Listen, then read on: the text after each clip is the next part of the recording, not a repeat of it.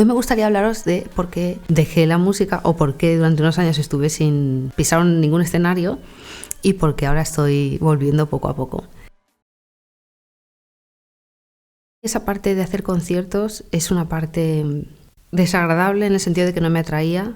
O sea, una cosa es la inspiración, la composición y todo eso, y otra cosa es pues, el mundo de los conciertos, el mundo audiovisual, el mundo de los videoclips. Manos arriba. ¡Wow! Cuidado.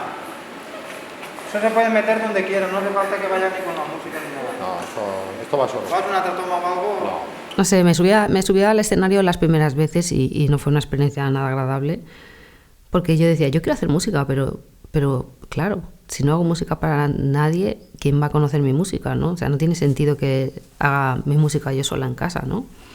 Y Pau Chafer fue uno de los que me animó más a tocar y a cantar en directo, porque yo realmente no me atrevía. Y es curioso porque el escenario no es simplemente subirse ahí. Hay mucha gente que puede pensar, bueno, pues te subes y ya está, ¿no?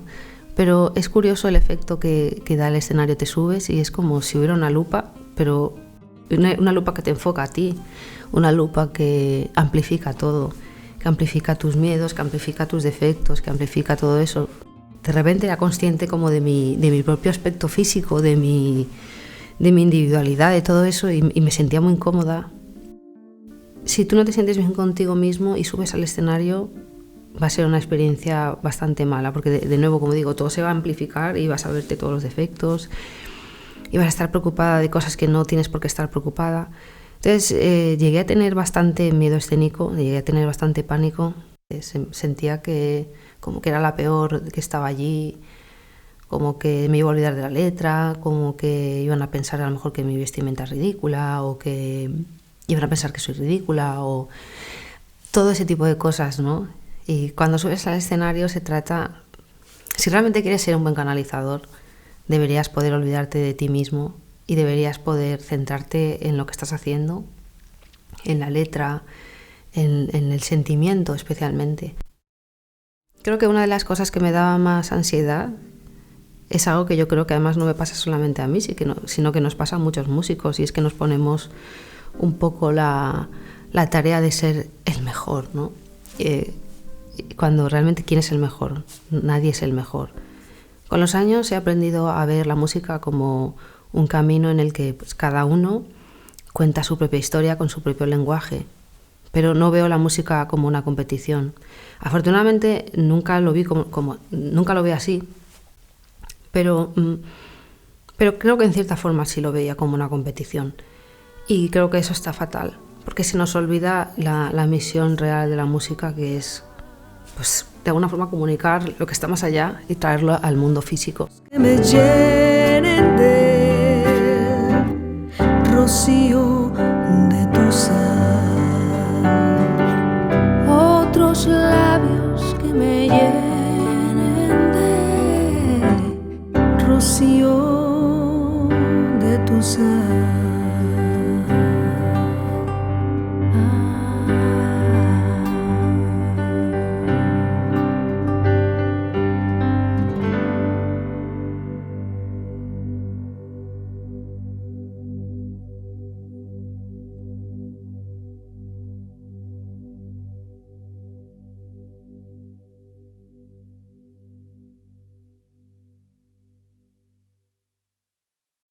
Y me acuerdo que fui a este maestro para que me ayudara con el tema del miedo escénico, porque yo estaba ya empezando a tener mucha ansiedad y lo estaba pasando realmente mal. El maestro pues me respondió y me dijo, a la gente no le importa que te sientas mal. O sea, a la gente no quiere ver eso, no le importa que te encuentres mal. Y yo me acuerdo que me quedé como, ¿what? ¡Qué corte!, ¿no? O sea, como que a la gente no le importa. Pero no se supone que tengo que ser sincera, no se supone que tengo que mostrarme transparente, humana. O sea, si me siento mal, no debería mostrar que me siento mal. Y él me dijo, no, para nada. O sea, tú estás ahí para dar espectáculo. Tú estás ahí para entretener. La gente trabaja toda la semana, muchas veces en trabajos que no les gusta. Y cuando salen el fin de semana, quieren ir a un sitio y quieren olvidarse por 1 hora o por 2 horas de la monotonía de su vida, de sus problemas. Quieren soñar, quieren algo que que deje una impresión en ellos, una impresión positiva. O sea, tú quieres que la gente salga de verte y que estén energizados, que estén de buen rollo. Y para poder hacerlo bien, lo único que tienes que hacer es confiar en ti, confiar en tu propia forma de hacer las cosas. Y como siempre, no le puedes gustar a todo el mundo y no pasa absolutamente nada. Siempre va a haber gente que te va a apoyar, siempre va a haber gente que le va a gustar lo que haces. Es importante para tu psique estar rodeado de gente que te apoye, gente que le guste lo que haces. Y si, como a veces me ha pasado en mi vida, ¿no? O sea, y si no encuentras a gente que te apoye, si no hay nadie, pues no pasa absolutamente nada. Te apoyas tú mismo. La motivación al final tiene que venir de ti. Tú tienes que creer que eres capaz de hacerlo, que eres capaz de subirte al escenario y que no es ninguna lucha, que no es ninguna competición, que aquí no se trata de ser el mejor, aquí se trata simplemente de participar y de poner tu color en esa paleta. Yo creo que todos estos años que he estado alejada de los escenarios no han sido una pérdida de tiempo. En este mundo, aunque hoy en día a lo mejor nadie le da importancia, pues también el espíritu es lo más importante. Porque si no te encuentras bien, no puedes hacer nada bien, no puede funcionar nada. El miedo escénico tiene que ver con tu yo interior, tiene que ver con tu vida real, con tu persona real. Hay cosas en las que hay que trabajar como ser humano. Y cuando esas cosas no se han trabajado y cuando hay conflictos, es cuando te subes al escenario, viene de nuevo esa lupa que te está mostrando y te sientes expuesto, pero en el fondo porque sabes que hay cosas que no están bien.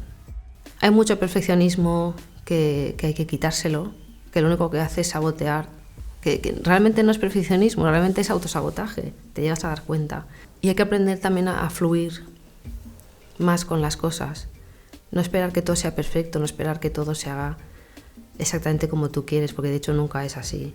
Y no sentirte decepcionado porque las cosas no sean o no se hagan como tú quieres, fluir más con el proceso, no estar esperando tanto el resultado, no esperar halagos, no esperar nada de nadie y del mismo modo que no te afecte las críticas de los demás.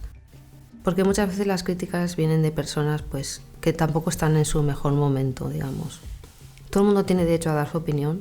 Una crítica hacia tu persona o hacia tu trabajo no hay que tomárselo como algo destructivo, es simplemente una opinión y de hecho muchas veces la gente tiene opiniones de las que uno puede sacar mucho jugo y hay que diferenciar de nuevo de un comentario que sí es una crítica, pero es algo que si lo escuchas te puede hacer mejorar.